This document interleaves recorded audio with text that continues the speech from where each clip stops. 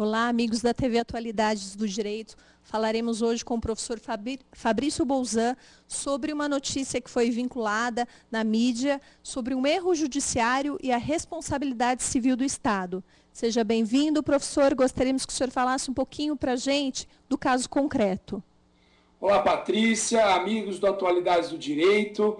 Realmente, a notícia de hoje veio lá de Pernambuco, 19 anos, o rapaz preso por engano, é homônimo a um homicida, teve lá consequências inúmeras nesse período que ficou preso. Ontem mesmo, aqui no estado de São Paulo, saiu a notícia de um motorista de ônibus que ficou preso por engano durante 4 anos, porque foi reconhecido numa foto como sendo o autor de um roubo.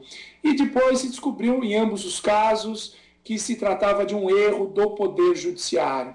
E a grande pergunta é, e aí?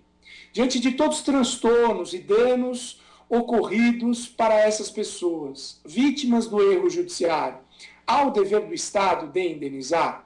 A minha opinião, sim, sem sombra de dúvidas. Tive a oportunidade até de escrever um artigo nesse sentido, que está disponível na revista eletrônica da OAB aqui de São Paulo. É fácil acesso para vocês. Aliás, vou até pedir para o pessoal do Atualidades do Direito buscar esse link, porque contextualiza bem essa questão de responsabilidade do Estado envolvendo o detento, que tem ali seus prejuízos, que tem ali os seus danos decorrentes, por exemplo, de um erro judicial.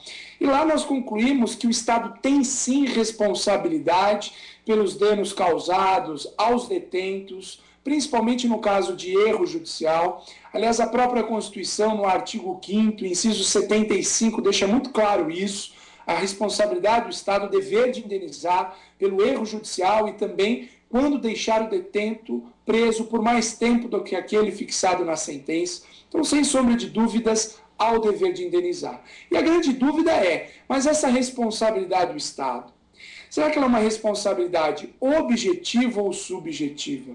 Há uma certa discussão a respeito do tema, temos algumas posições dizendo que é uma responsabilidade objetiva, mas, na minha opinião, se estamos falando de um erro do Poder Judiciário, já está evidente aí que a falha foi configurada. Ou seja, por mais que eu defenda que seja uma responsabilidade subjetiva neste caso, o erro já demonstra a falha, portanto, não haveria mais que buscar nenhum tipo de prova. Portanto, tem a discussão sim se é objetiva ou subjetiva, mas mesmo sendo subjetiva, a demonstração do erro por si só já geraria aquele elemento a mais que é necessário, além do dano e do nexo de causalidade. Então, o Estado responde sim pelo erro judicial, isso está expresso na Constituição, artigo 5º, inciso 75, e, na minha opinião, responde até pelo sistema penitenciário, que está cada vez mais em situação precária, que causa danos, muitas vezes irreversíveis, àqueles que, no caso, deveriam ser ressocializados e acabam piorando cada vez mais o seu estado, a sua evolução, a sua capacidade de ter um mínimo de moralidade num sistema penitenciário tão falido. Aliás, o próprio professor Luiz Flávio Gomes, em diversas aulas na pós-graduação de Direito Público, ele já fala, né? Foi condenado no Brasil à prisão, já tem a pena de morte embutida aí, porque acaba pegando doenças que levam à morte, na grande maioria das vezes, e imagina um erro judicial causar uma situação como essa para um inocente. Então o Estado responde sim, Patrícia. Professor, muito obrigada pelos esclarecimentos e pela participação na TV Atualidades do Direito. Eu que agradeço e até uma próxima oportunidade.